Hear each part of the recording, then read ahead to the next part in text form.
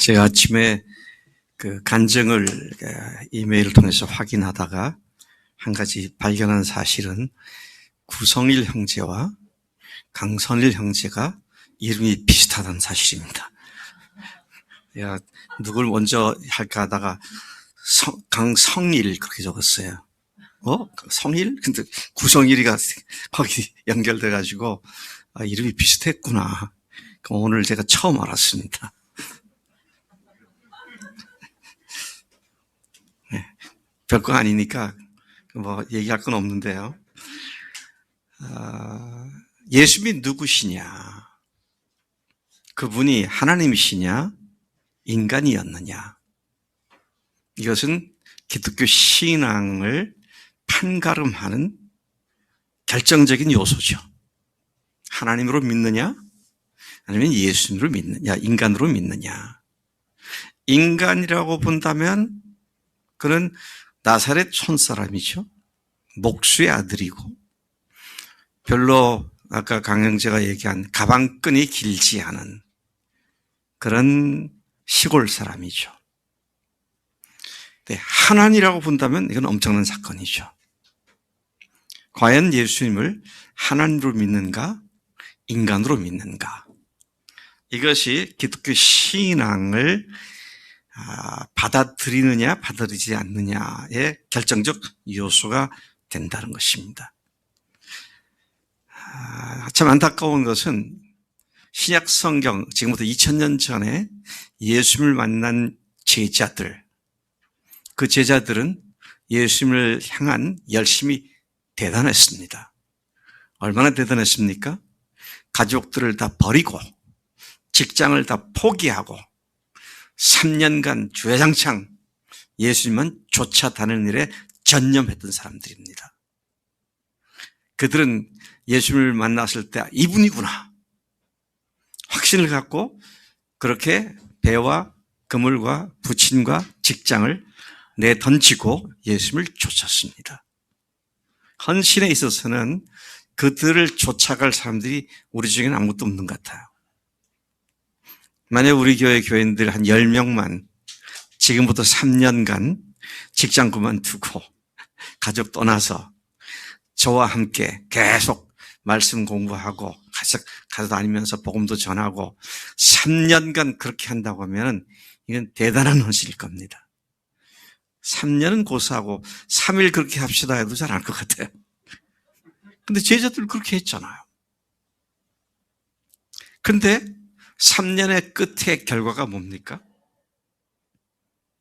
실망과 낙심과 좌절이었습니다.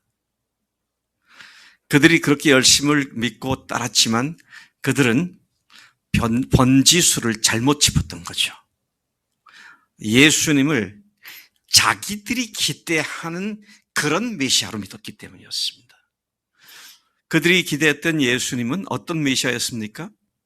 정치적 메시아로서 이스라엘을 로마 식민 치하로부터 벗어나서 독립국가를 만들고 오히려 로마를 극복하고 예루살렘에 왕국을 건설해서 전 세계를 하나님의 나라로 제패하는 그런 꿈에 부풀었습니다. 그런가 하면 그들이 이분이 메시아이시기에 먹는 것을 해결해주는 경제적 메시아구나. 오병이어 역사라든지 칠병이어 역사라든지 이런 것들을 통해서 이분이 먹을 것을 해결해 주는 분이구나. 그렇게 환호했고 열광을 했죠. 또 그런가 하면 아주 나쁜 의도를 가지고 예수님을 함정에 빠뜨리려는 바리새인이나 또 서기관이나 이 위선자들을 향해서 그들의 그 흉악한 의도를 아주 예리하게 들춰내면서 그들의 입을 봉해버리는 소위 말하는 부정과 비리와 각종 공의롭지 못한 것들을 바로 세울 수 있는 정의로운 사회적 메시아구나. 아마 그들이 그렇게 믿었을 것 같아요. 이분이 왕으로 등극한다면 우리는 인생이 대박맞은 인생이 될 것이다. 그렇게 믿었던 것 같아요. 근데 번지수를 잘못 짚었습니다. 주님은 이스라엘이라고 하는 한 국가를 세우기 위해서 오신 분도 아니었습니다. 잘못 알고 잘못 초점을 맞추고 예수님을 쫓아갔던 제자들의 속내를 예수님은 너무 잘 알고 계셨습니다. 몰라서 그들을 그대로 둔 것이 아니라 그들이 그런 걸 잘 알고 계셨어요. 그래서 주님은 마태복음 12장부터 20장까지 해서만 6번씩이나 내가 너희들을 위해서 죽고 사흘 만에 다시 부활할 거다. 6번 반복해서 예수님이 온 인류를 구원하시는 하나님으로 오셨고 부활로 말미암아 그 사실을 증명할 것에 대한 예고를 하셨는데도 제자들은 여전히 알아듣지 못했습니다. 제자들에게 있어서 예수님은 반드시 이스라엘 왕으로 등극해야만 했습니다.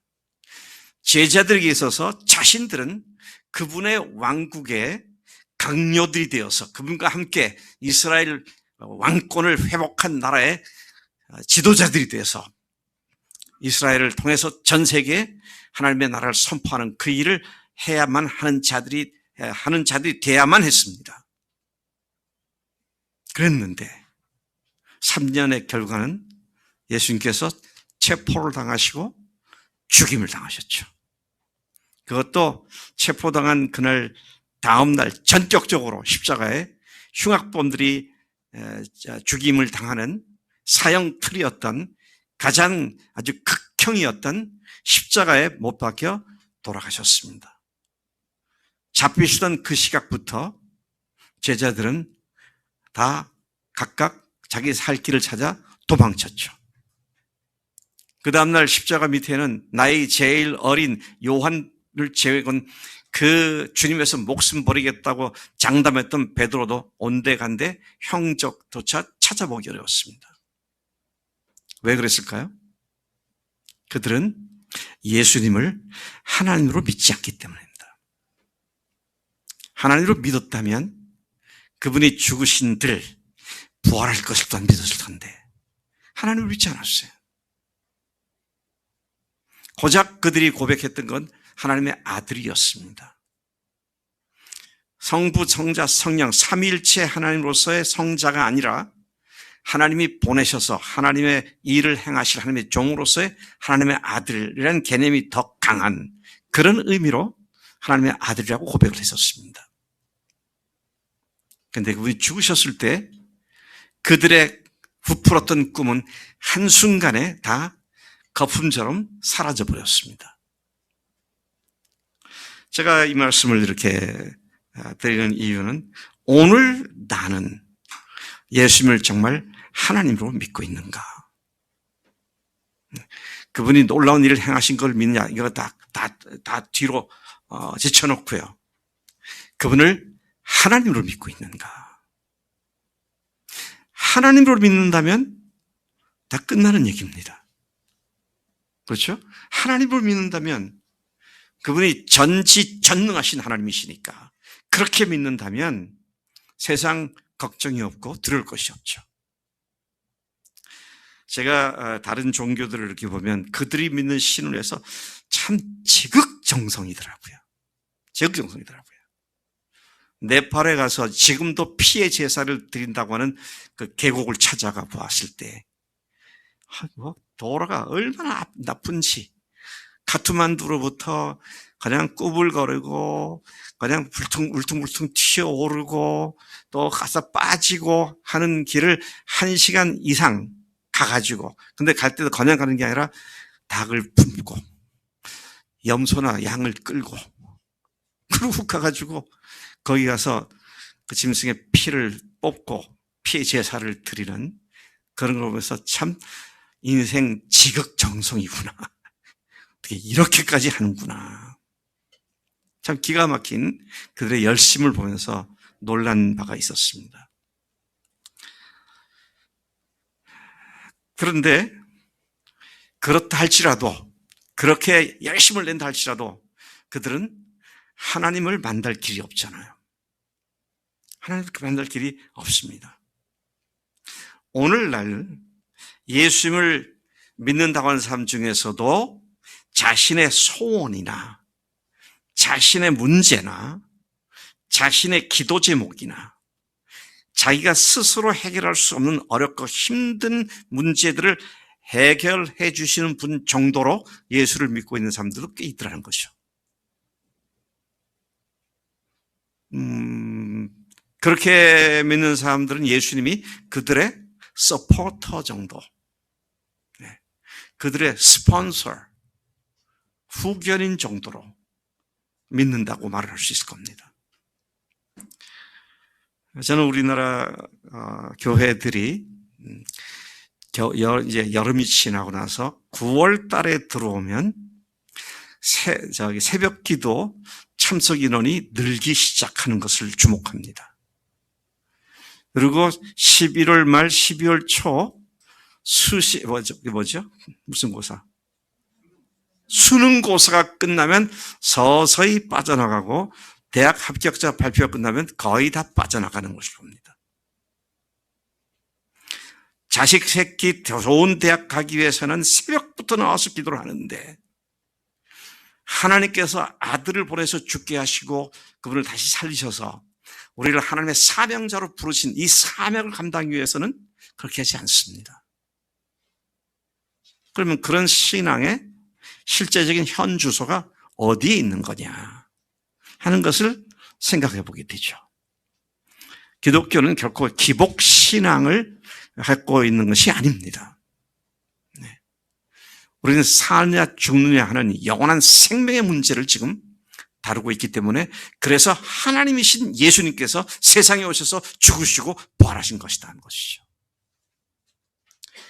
따라서 우리가 예수님이 하나님이라는 사실 그리고 그분이 죽으시고 부활하신 사건으로 말미암아 어떻게 하나님께서 우리를 근원적으로 변화시켜 주셨는지 이것들을 제대로 아는 것이 너무도 필요한 것이다 하는 것입니다. 기독교 신앙의 핵심은 복음입니다. 그리고 복음은 십자가와 부활입니다. 이 두 마디로 요약이 되죠.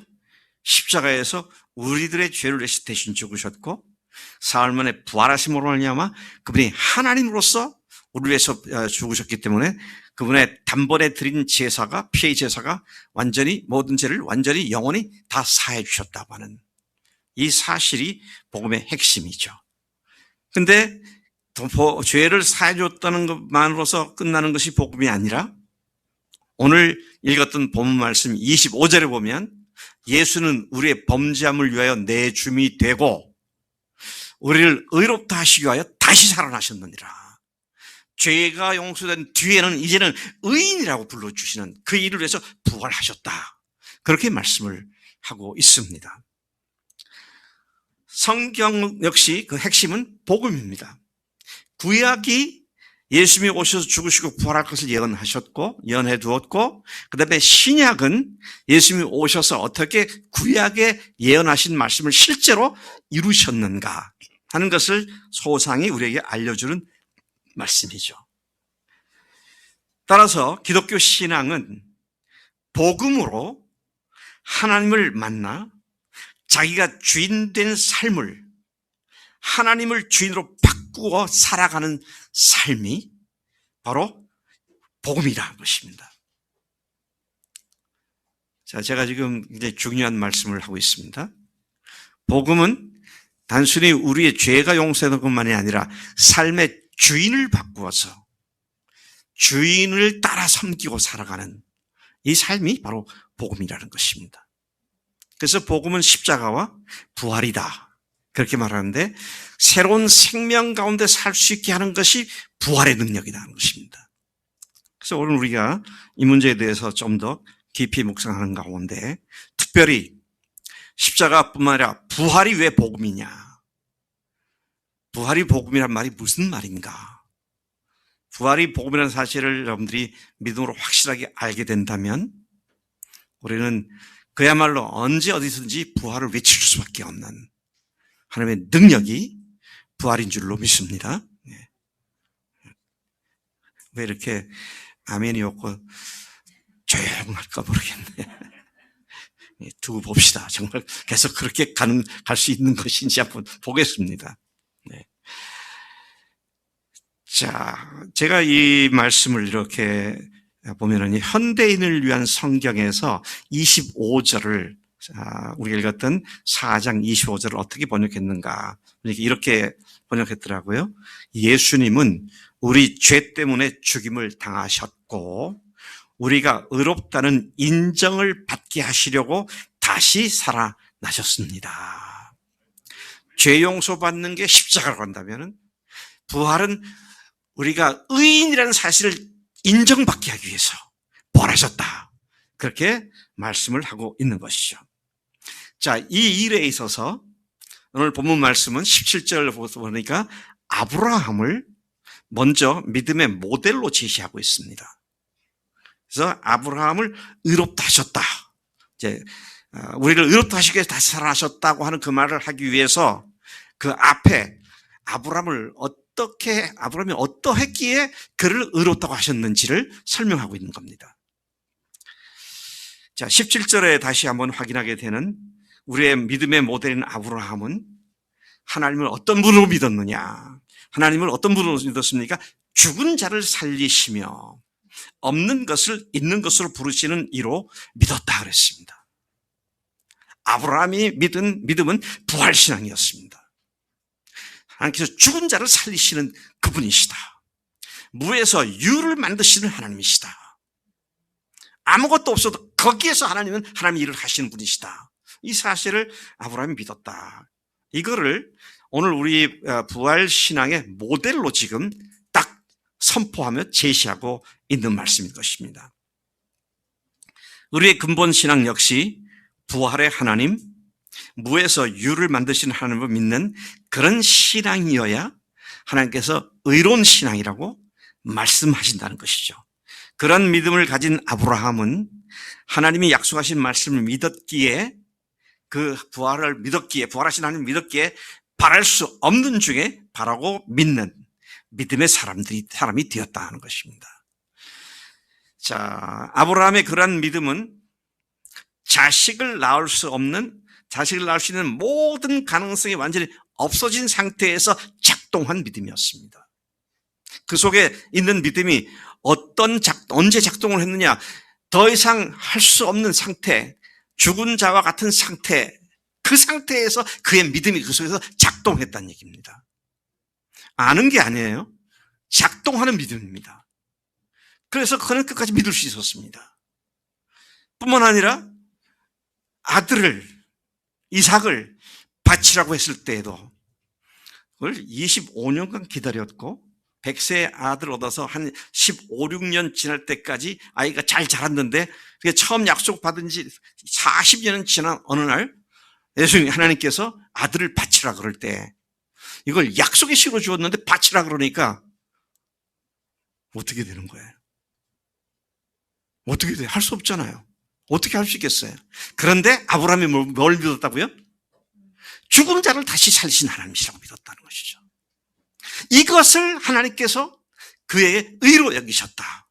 바랄 수 없는 적에 바라고 믿음이 연약하지 않고 도리어 견고해서 주님께서 하실 것을 믿은 것. 그 믿음은 부활하시는 하나님이라는 사실을 믿은 그 믿음을 하나님께서 의로 여기셨다. 그런 말씀을 하고 있는 겁니다. 그냥 어려운데 안 되는데 믿었다. 그래서 의다. 이게 아니라 죽은 자도 살아가는 사람을 죽여도 하나님 다시 살리신다고 이 믿음을 갖고 믿음을 했기 때문에 그렇게 의롭게 여기셨다. 지금 17절부터 22, 3절까지가 그런 말씀을 이야기하고 있는 것이죠.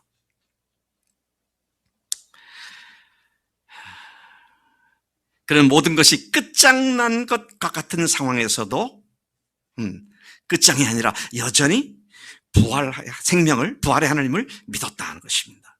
믿음은 뭘 믿는 겁니까? 네, 말을 좀 바꿔요. 믿음은 누구를 믿는 거예요? 하나님을 믿는 겁니다. 하나님을 믿는데 그분을 어떤 분으로 믿는다고요? 죽은 자를 살리신 하나님이라고 믿는 것이죠. 죽은 자를 살리신 하나님. 여러분, 그래서 우리가 하나님을 믿을 수 있는 확실한 통로, 하나님을 믿을 수 있는 확실한 증거가 뭐냐 그럴 때 예수님의 부활이라는 얘기입니다. 부활은 그분이 하나님이라는 사실을 믿게 해주는 확실한 증거잖아요. 자, 그래서 22절이 아까 말씀드렸습니다만 그러므로 이것이 그에게 의로 여겨졌느니라 그러고 말해줍니다. 아브라함이 믿음의 조상인 이유가, 하나님께서 그를 의롭다고 여기신 이유가 바로 부활신앙 때문이었다는 사실을 우리는 이 본문에서 확인하게 되는 것이죠. 그의 믿음은 상황에 근거한 믿음이 아니라 부활에 근거한, 부활신앙에 근거한 믿음이었다. 이 사실을 우리가 분명한 주목을 해볼 필요가 있습니다. 자, 지금 아브라함의 얘기를 한 겁니다. 근데 더 놀라운 것은 아브라함의 얘기뿐만 아니라 하나님께서는 부활의 하나님을 믿는 믿음을 갖는 모든 사람들을 의롭게 여기신다고 말씀하신 것이죠. 의로 여기심을 받은 것, 그가 의로 여기심을 받은 것은 우리도 위함이다. 24절이 그렇게 말하고 있습니다. 우리가 어떤 우리입니까? 곧 우리 주 예수 그리스도를 죽은 자 가운데서 살리신 이를 믿는 우리가 아닙니까? 그런 우리를 의롭다고 하셨습니다. 그렇게 믿는 그분을 의롭다고 하시기 위하여 부활하셨다고. 그렇게 오늘 본 말씀이 말하고 있는 것이죠. 같은 믿음의 본질을 지금 말하고 있는 것입니다. 아브라함이 믿었던 부활의 신앙이나 예수님을 믿는 우리들의 믿음이나 같은 부활 신앙의 본질을 말하고 있다는 것이죠. 죽은 자를 살리시는 하나님을 믿은 아브라함의 믿음, 그리고 예수님을 죽은 자 가운데 살리시는 하나님을 믿는 우리의 믿음, 이 양자가 모두 그 본질이 부활이라고 하는, 같다고 하는 사실을 말하고 있습니다. 부활은 우리를 의로운 자로 선포해 주시는 하나님의 능력입니다. 부활로 말미암아 우리를 의롭다고 선포해 주셨다고 그러죠. 왜요? 어떻게 해요? 십자가에서 해결해 주셨기 때문에 부활로 이제는 그것이 사실임을 확증해 주셨고, 그래서 우리가 의로운 자가 되었다고 그렇게 선포해 주시는 하나님의 능력이다 하는 것이죠. 그래서 제가 오늘 설교 제목을 십자가 부활의 복음을 얘기하고 있습니다. 복음은 십자가 부활이다. 그래서 우리가 다시 한번 십자가에 대한 얘기를 먼저 다시 좀 해봐야겠습니다. 예수는 우리가 범죄한 것 때문에 내 주민이 되었다 그랬습니다. 내 주민이 되었다. 네. 십자가에 내주었다. 그 말은 무슨 말입니까? 하나님께서 예수님으로 하여금 우리들의 모든 인간들의 죄와 죄악을 대신해서 죽게 하시도록 죽음에다가 내놓으셨다 그 말입니다. 그분이 십자가에서 우리의 죽으시는 자리에 가게 하셨다. 그런 말씀이죠. 창조주 하나님이신 예수님께서 저와 여러분들의 죄와 죄악들을 위해 대신 죽음이라는 형벌을 받으셨다는 것이죠. 이 얼마나 놀라운 일입니까? 창조주 하나님이 피조물 인간인 우리를 위해서 십자가에 죽으셨다. 지금 우리가 늘 들어와서 그런가 보다 하고 지나갈지 모르는데 이게 얼마나 살 떨리는 얘기입니까? 이거 우리의 세포 구석구석이 놀랄 일이 아닙니까? 하나님이 우리를 위해서 죽으셨다. 이 엄청난 사실을 예수님께서 한 이 예언을 이사야는 예수님 오시기 800년 전에 기록한 그의 이사야서에서 마치 800년 후에 예수님께서 십자가에서 골고다에서 십자가를 지시고 돌아가실 때 현장을 보고 쓴 것처럼, 마치 현장 목격자인 것처럼 그분의 고난과 죽으심을 예언을 했더라고요. 잘 아시는 말씀이죠. 이사야 53장 4절에서 6절까지 말씀입니다. 여러분들이 잘 아시는 말씀이니까 제가 그냥 읽어보겠습니다. 그는 실로 우리의 질고를 지고 우리의 슬픔을 당하였거늘 우리는 생각하기를 그는 징벌을 받아 하나님께 맞으며 고난을 당한다 하였노라. 그가 찔림은 우리의 허물 때문이요 그가 상함은 우리의 죄악 때문이라. 그가 징계를 받음으로 우리는 평화를 누리고 그가 채찍에 맞음으로 우리는 나음을 받았도다. 우리는 다 양 같아서 그릇 행하여 각기 제 길로 갔거늘 여호와께서는 우리 모두의 죄악을 그에게 담당시키셨도다. 그래서 그래서 요한이 예수님께서 자기한테 오는 걸 보고는 하는 말이 보라, 세상 죄를 지고 가는 하나님의 어린 양이로다.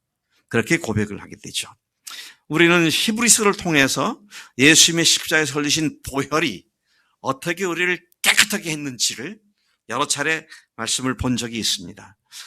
특히 9장과 10장에서 그 예수님이 자신의 몸으로 희생 제물이 되셨던 사건이 가져온 결과를 아주 장엄하게 반복해서 말씀하시죠.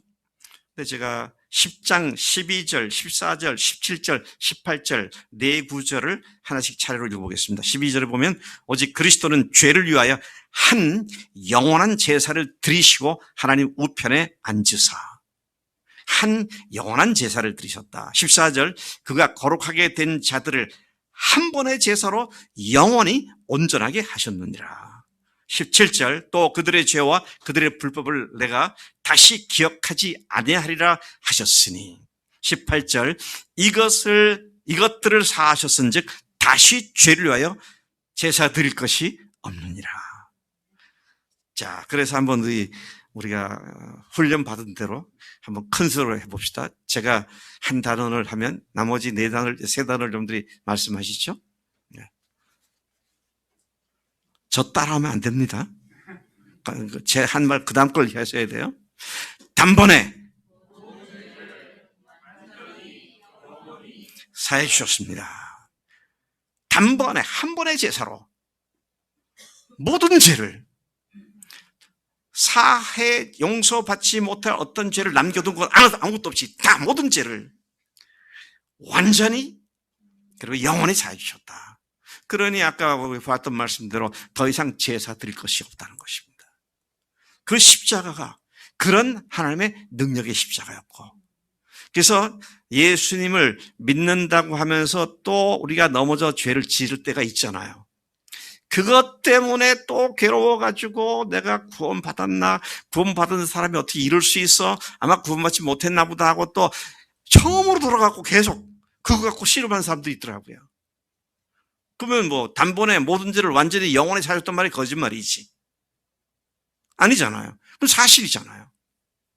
그래서 믿은 뒤에 지은 죄에 대한 믿음의 처리를 어떻게 한지를 알면 그런 데 다시 빠져들지 않아도 되는데, 그걸 몰라가지고 계속 넘어지는 그런 사람도 있습니다만은, 이제 우리는 거기에서 완전히 벗어나는 그런 완전하고 영원한 속죄를 해주신, 사죄를 해주신 예수님을 믿고 있는데, 그분이 십자가에서 그 일을 위해서 십자가에 죽으셨다. 아멘이시죠? 네, 모든 죄가 완전히 영원히 사해졌다 그랬습니다. 그 다음에 25절에 후반절은 뭐라고 말합니까? 우리를 의롭다 하시기 위해서 다시 살아나셨느니라.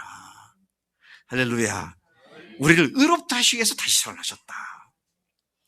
여기서 주님은 우리를 의롭다 하시기 위해서 살아났다고 말씀하셨는데, 예수님이 과연 우리를 위해 십자가에 주신 하나님이셨는지 아닌지, 이것은 복음에서 결정적 요소가 되는 것이죠. 하나님으로서 그렇게 하셨다면 정말로 우리 죄가 다 해결됐을 것인데, 하나님이 아닌데 종교 사기꾼이 되어가지고 또는 과대망상증에 걸린 사람이 와가지고 예수가 그런 말을 했다면 그거는 완전히 사기꾼이죠. 그러니까 우리는 예수님을 믿대요. 중간 정도씩 믿는 게 없어요. 하나님을 믿느냐 아니면 사람으로 믿느냐, 그거지. 사람이라고 보기엔 좀 특별하고, 하나님이라고 보기에는 그것도 인간이니까 그것도 이런 게 없다는 거예요. 사람이면 사람으로 믿는 거고, 하나님이면 하나님으로 믿는 거지 중간 지대가 없다는 거예요. 자, 여기서 우리가 분명하게 내가 어느 입장에 있는지를, 어떤 믿음인지를 분명하게 스스로를 살펴볼 필요가 있다는 것이죠.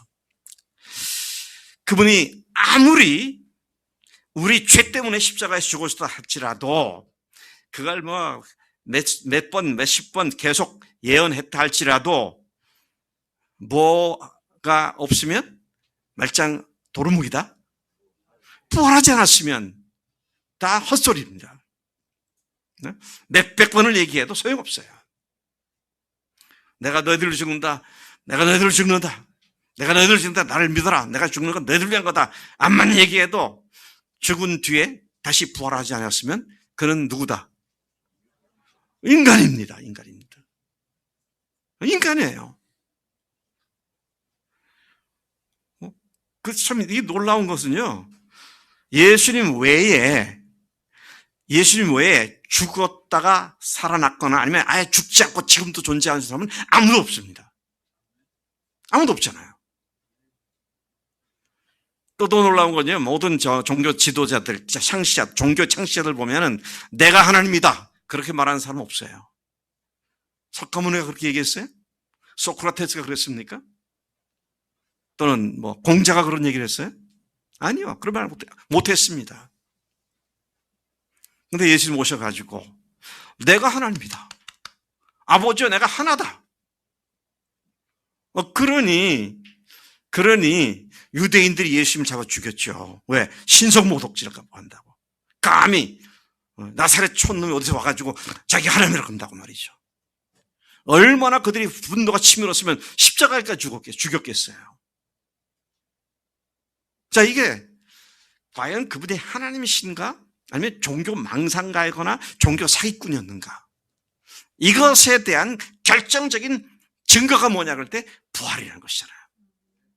그래서 여러분, 부활은 십자가 복음을 증명해 주는 놀라운 의미를 갖고 있다는 것이죠. 아멘이십니까? 이거는요, 빼박이라고 그러더라고요, 요즘. 빼도 박도 못할 확실한 결정적 증거가 부활이기 때문에. 이거 여러분 정말 심각하게 생각해야 합니다. 부활이 그냥 뭐 여러 가지 믿어야 할 것 중에 하나가 아니고요. 우리 믿음은 부활로 모든 것의 기초가 되어야 돼요. 모든 것의 기초가 부활로, 부활 위에 생명의 주님을 믿는, 하나님을 믿는 그 믿음이 돼야 한다는 것이죠.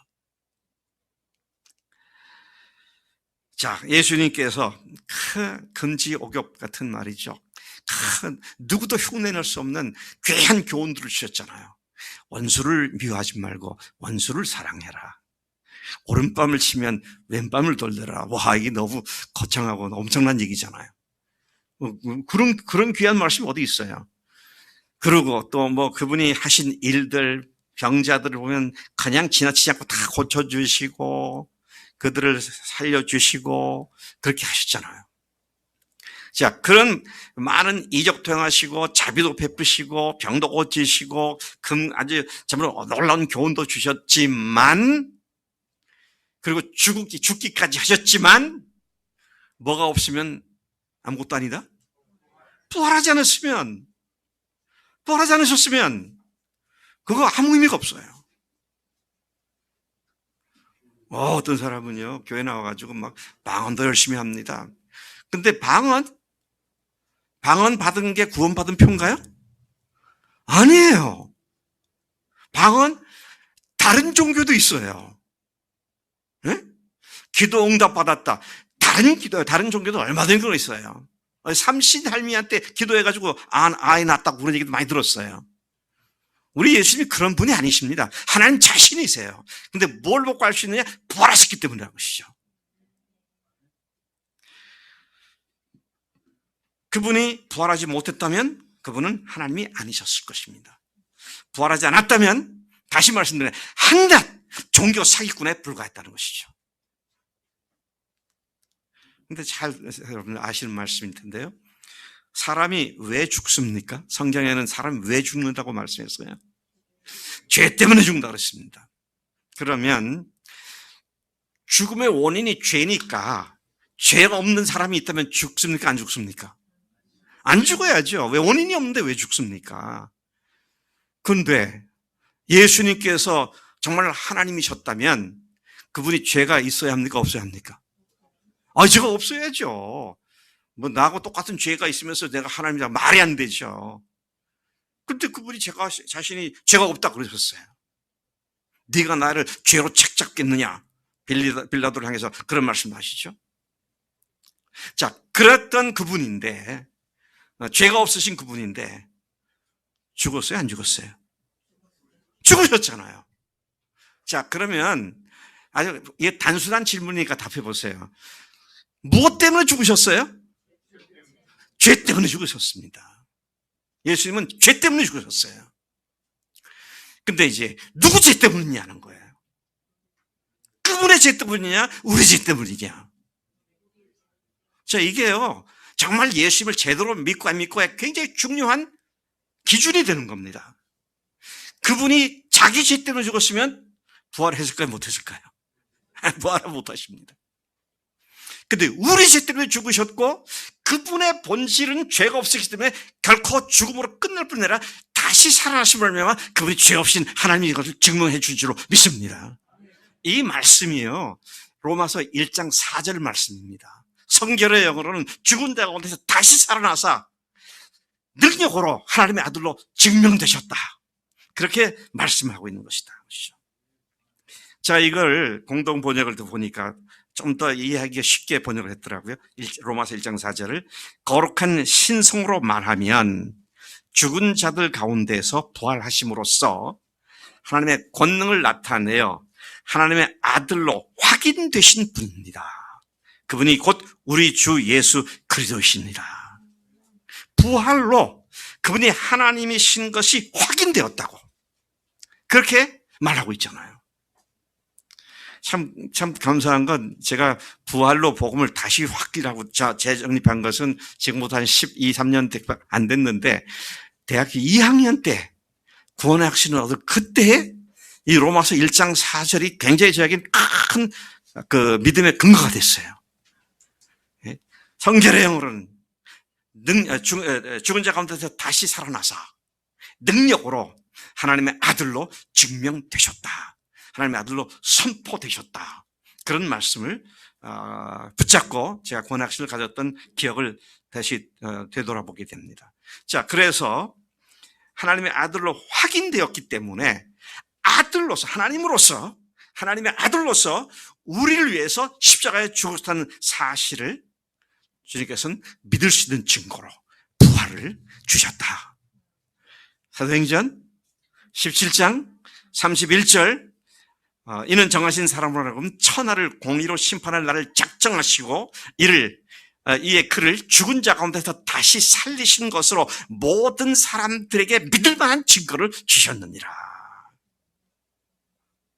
참 놀라운 말씀입니다. 예수님이 하나님이라는 사실을 믿을 수 있는 증거가 누구에게 주신 거라고요? 모든 사람에게 주셨다고 그랬습니다. 모든 사람에게 주셨다고 그랬어요. 이 모든 사람에는요, 교회 생활 오래 한 사람도 있고요, 교회 생활 이제 한 달도 안 된 사람도 있고, IQ가 150이 넘는 사람도 있고요, IQ가 80 된 사람도 있고요, 전응아도 포함되고 천재도 포함되고 고졸, 대졸, 박사, 석사 그것도 포함되고 중졸, 초졸밖에 안 돼도 다도 없이 하나님께서는 누구든지 쉽게 알아듣고 믿을 수 있도록 부활을 그 증거로 주셨다, 그렇게 말씀하신 것을 우리는 감사합니다. 만약에요, IQ 높은 사람들이 이해를 잘해서 믿고 IQ 낮은 사람들이 이해를 못해서 못 믿으면 그건 진리가 아니죠. 하나님이 차별하시는 거죠. 그건 말이 안 되는 겁니다. 그런데 진리는 누구에게나 주신 증거를 통해서 확실하게 믿을 수 있는 우리 예수님이 하나님의 사실을 증명해 준 놀라운 증거인 줄로 믿습니다. 자, 제가 설교를 한 것은 이것은 부활의 절반까지입니다. 부활의 절반, 첫 번째 절반이 뭐냐? 그 부활은 예수님이 하나님이라는 믿을 수 있는 증거다.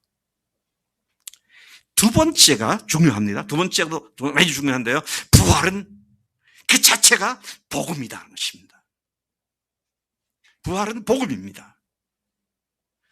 자, 이 말을 여러분들이 처음 듣는 건 아닐 거예요. 여러 다른 표현으로 들었겠지만 그 의미를 제가 더 선명하게 오늘 말씀드리기 위해서 이 말씀을 준비했는데요, 예수님이 부활하신 사실은 십자가에서 달려 죽으신 그분이 하나님으로서 우리의 죄를 위해 죽으셨다는 사실을 증명해 주셨습니다. 그런데 그것뿐만이 아니라 그분이 부활하신 사실에 관하여 에베소서 2장 4절부터 6절까지가 놀라운 말씀을 말씀해 주고, 3번 같이 에베소서 2장 4절부터 6절까지를 한번 보겠습니다. 자, 근데 찾으셨으면 1절부터 3절까지는 너희들이 믿기 전에는 너희들이 이러했다. 죄와 허물로 죽었고 공중권세 잡은 마귀를 쫓아다녔고 육체와 마음이 원하는 대로 본능적으로 행했고 너희들 마음대로 그렇게 살았는데 이제는 변화됐다. 근데 어떻게 변화됐느냐라고 하는 것을 4절부터 한번 보겠습니다. 같이 읽어볼까요? 시작. 긍휼이 풍성하신 하나님이 우리를 사랑하신 그 큰 사랑을 인하여 허물로 죽은 우리를 그리스도와 함께 살리셨고 너희는 은혜로 구원을 받은 것이라. 또 함께 일으키사 그리스도 예수 안에서 함께 하늘에 앉히시니. 아멘. 아멘. 이게 무슨 말입니까? 뭐라고 했어요? 긍휼이 풍성하신 하나님이 우리를 사랑하신 그 큰 사랑을 인하여 5절 허물로 죽은 우리를 그리스도와 함께 살리셨다 그랬습니다. 그리스도와 함께 언제 우리를 살리셨어요? 부활하실 때. 예수님이 죽으셨을 때 우리도 함께 옛사람이 죽어버렸고, 그렇죠? 예수님이 부활하실 때 그분과 함께 우리를 살리셔서 그 부활로 말미암아 우리가 새로운 사람으로 다시 태어나게 하셨다는 거죠. 자, 계속해서 보겠습니다. 6절입니다. 읽어보겠습니다. 시작. 또 함께 일으키사 그리스도 예수 안에서 함께 하늘에 앉히시니. 함께 일으키셨다 그랬어요. 어디서부터 일으키셨어요? 죽은 자 가운데서, 죽음에서 일으키셨다 그랬습니다. 근데 일으키실 때 어떻게 혼자 일어나시다 그랬어요? 함께 일어났다 그랬습니다. 누가요? 우리가. 내가 예수님이 십자가에 죽으셨을 때 나도 주님과 함께 죽었고 예수님이 부활하실 때 나도 함께 다시 살아나서 그래서 다시 살아가지고 어떻게 됐다고요? 새로운 피조물이 된 거잖아요. 하나님의 자녀로 다시 태어났잖아요. 이것을 요한을 통해서 하나님께서 말씀하신 것은 거듭난다는 말로 했고요. 사도 바울을 통해서는 새로운 피조물이 되었다고 그렇게 말씀하시죠. 그래서 지난번에 제가 우리 속에 역사하신 것이 부활의 능력이 역사한다 그랬는데요. 예수님이 죽으실 때 우리 죄가 함께 용서되고 다 지불되었고 그분이 부활하실 때 그 부활의 능력이 우리를 죽은 자 가운데 살리셔서 예수님과 함께 그분의 자녀가 되게 하셨고 그분의 백성이 되게 하셨고 이 부활로 말미암아 이제 우리가 놀라운 하나님의 하나님 나라의 상속자가 되는 이런 변화가 우리에게 임하게 되었다. 할렐루야. 이게 이 부활이요. 글쎄요. 제가 좀 이상하게 생각되는 건 그동안 우리가 부활을 얘기를 했는데 증거로서 부활은 많이 얘기했는데요. 그죠? 예수님을 믿을 수 있는 증거가 부활이다 그랬는데 그 부활의 또 다른 측면에서의 신학적 의미인 그 부활하신 예수님과 함께 우리가 부활해서 함께 하늘에 속한 자들이 되었고 하나님의 자녀가 되었던 이런 측면들은 왜 적절하게 잘 조명이 안 됐었나? 물론 침례를 얘기할 때 우리는 침례를 얘기할 때 물에 이제 들어가잖아요. 물에 들어가는 건 뭘 의미하는 거죠? 옛 사람이 예수님과 함께 장례되어서 난 죽은 사람입니다. 그 다음에 다시 물에서 올라오잖아요. 그럴 때 그건 뭘 의미합니까? 예수님과 함께 나는 새로운 사람으로 다시 태어난 사람입니다. 주인 바꾼 사람입니다. 그리고 올라오잖아요. 그 침례의식 속에 지금 제가 말씀드린 두 번째 부활의 의미가 선명하게 들어가 있었습니다. 그런데 부활이 그것을 가능했다 이런 말로는 잘 연결이 안 됐던 것 같아요. 그러니 복음은 우리를 죄 용서하셨다. 그래서 구원받는다. 이게 아니잖아요. 우리가 옛사람에게 죽었고 새로운 사람으로 다시 태어났다. 이게 복음이잖아요. 죽기만 했고 안 태어났다면 그건 반쪽짜리잖아요. 죽었고 이제는 예수님의 부활과 함께 부활하신 예수님과 함께 다시 새로운 사람으로 태어났기 때문에 이제는 우리가 하나님의 자녀가 되어서 십자가의 모든 은혜가 다 나에게 이루어졌기 때문에 이제는 의로운 자가 되어서 하나님의 아들, 딸로서 살아가게 된 자가 되었다. 이게 복음인 줄로 믿습니다. 이거 어려워요? 이게 아주 너무도 심오합니까? 너무 쉬운 거예요. 너무 간단한 거예요. 근데 그것을 듣는 우리가 복잡하지. 마음에 그냥 복잡한 생각을 합니다. 그래서 여러분, 뭐 성경 어딜 뒤져봐도 이 십자가 부활 외에 다른 방법으로 우리가 거듭나고 구원받고 할 길이 없다. 이것을 오늘 주님께서 말씀해 주고 있는 것이죠. 우리는 예수님과 함께 십자가에서 죽은 자들이 되었고 예수님 부활하실 때 우리도 그분의 부활과 연합하여 다시 새 생명 가운데 살아나는 자들이 된 줄로 믿습니다. 이러한 새 생명을 얻은 자들을 거듭난 자라고 말하고 새로운 피조물이라고 말하고 더 이상 자기를 위해 살지 않고 주님을 위해 사는 자가 되었다고 그렇게 말을 하는 것이죠. 이러한 사건이 십자가에서 발생했고 부활에서 발생한 이 놀라운 은혜가 오늘 우리에게 임했기 때문에 저와 여러분이 감히 하나님을 내 아버지라고 부르며 아버지의 자녀로서 최고의 사랑을 받는 자가 되었음을 믿고 기뻐하며 살아가는 줄로 믿습니다. 부활은 십자가에 못 박혀 죽으신 예수님이 하나님이심을 증명해 준 결정적 증거였습니다. 그분이 십자가에서 죽임을 당하실 때 죄와 허물로 죽었던 우리도 그분과 함께 죽어 장사되었고 그분이 부활하실 때 우리도 그분의 부활과 함께 연합해서 새로운 하나님의 자녀로 태어났고 그리고 부활이 가져다는 그 놀라운 능력을 입은 자가 된 줄로 믿습니다.